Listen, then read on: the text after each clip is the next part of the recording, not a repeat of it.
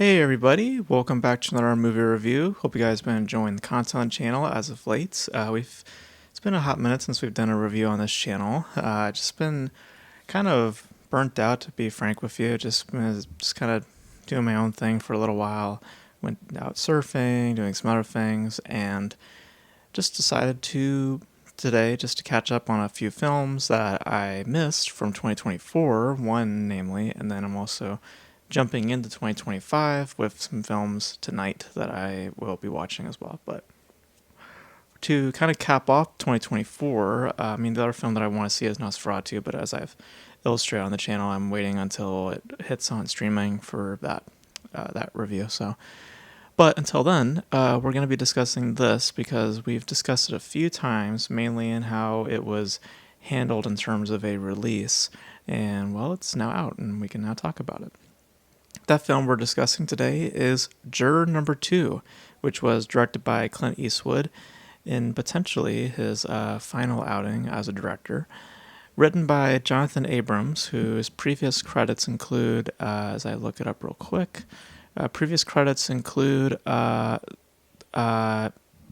namely, in Broadway, it looks like he did a musical, The Heart of Rock and Roll. So I guess he's a fresh new face in terms of screenwriting. But primarily noteworthy, this is directed by Clint Eastwood, starring Nicholas Hoult, Toni Collette, J.K. Simmons, Zoe Dutch, and this, as the title suggests, is referring to a trial. And the trial revolves around a homicide that was made between potentially that of a boyfriend and a girlfriend, the girlfriend being the person that lost their life, and the boyfriend is on trial. And Nicholas Holt's character is put up for jury duty, and he's juror number 2, hence the title.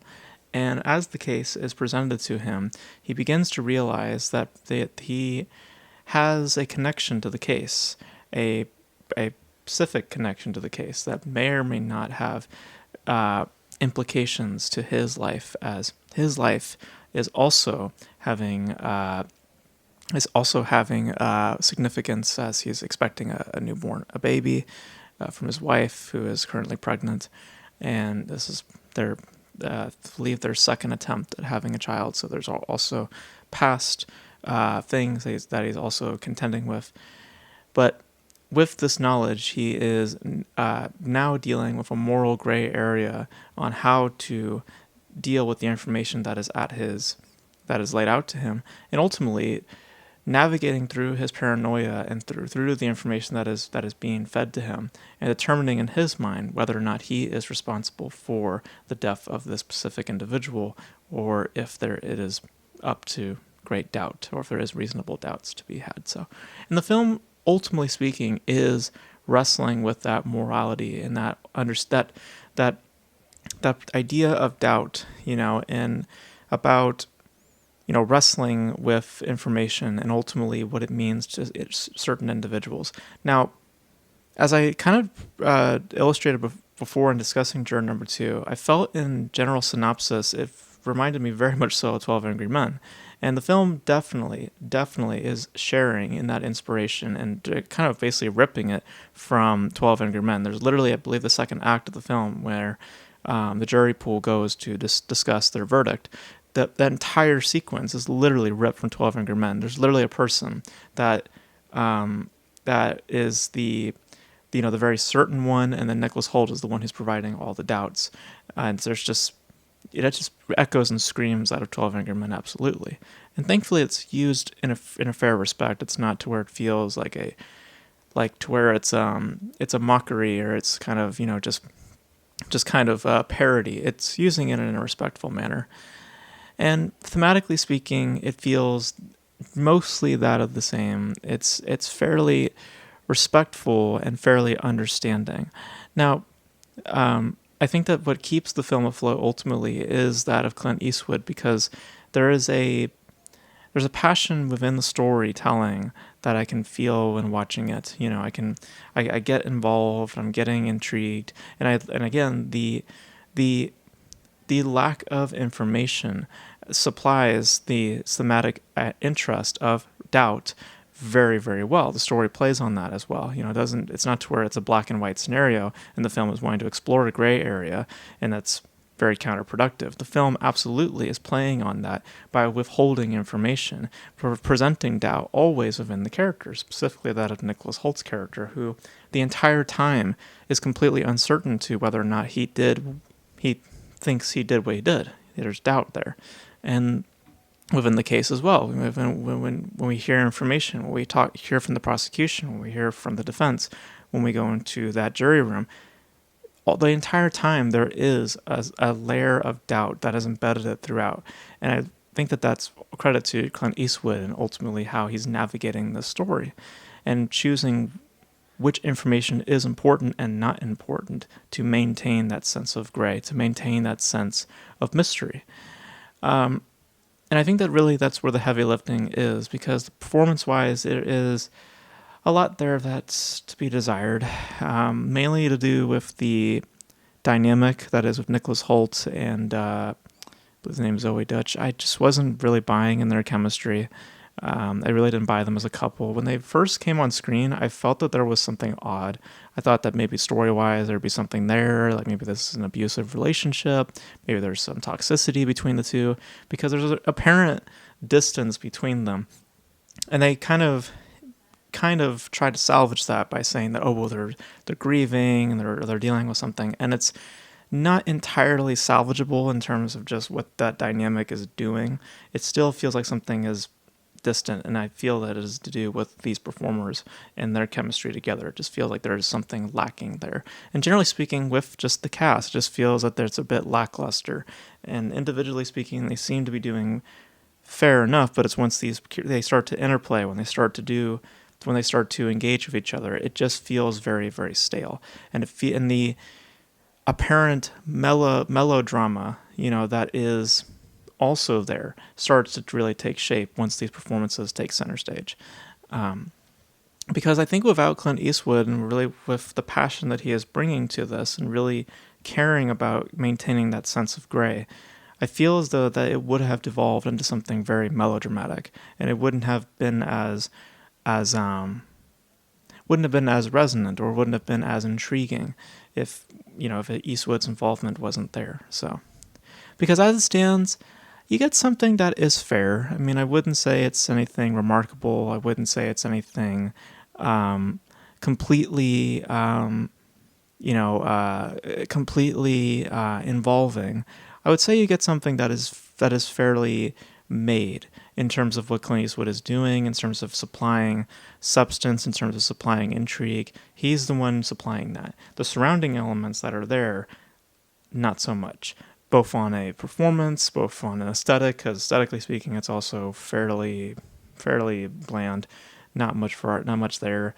I believe there's even stock footage used at some point. I could have sworn that I saw stock footage used in some establishing shots, or kind of big city shots. I could have sworn those were stock footage, but generally speaking, you get something that is fine. It's okay. It's nothing much, but I think it gets the job done. Except I must note that the ending, I do think, does make it feel more like the end of a season and not the end of a movie.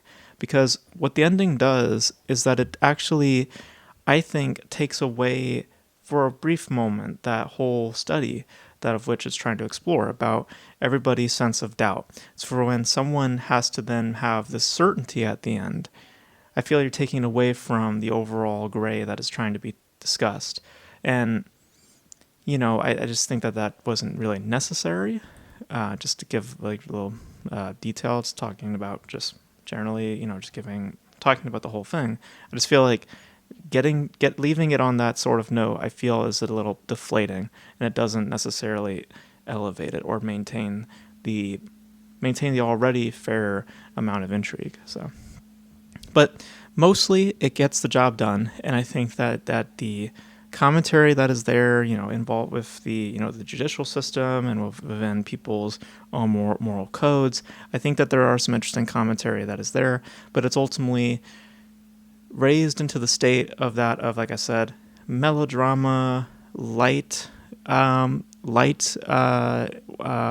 sense of weight, you know, it's not weightful as much as it is just um, uh, soft.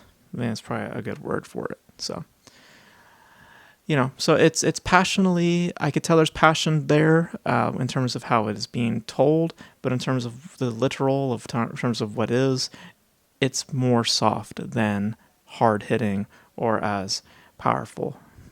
So, so like I said, okay, and I don't see much outside of just what Eastwood's bringing. Performance wise, there's a lot there that could have been better. So. So those are my thoughts on Juror number 2. I think it's fine. It's nothing that noteworthy. It's really, I think, credit to do with Clint Eastwood, and again, credit where credit's due. The man, I think, believe is over 90 years old, and the fact of him to make something that is even just okay, I think, is a really remarkable achievement. And again, to the credit where credit's due, again, just what he is doing is what's keeping the movie afloat. Everything else, not so much, and that could be also a fault of him, you know, in terms of how he's directing this cast. But generally, what he is doing as a filmmaker, in terms of how the movie is you know, how it's trotting along, it's fair. It's fair, and I for a man, like, seriously, like, he is.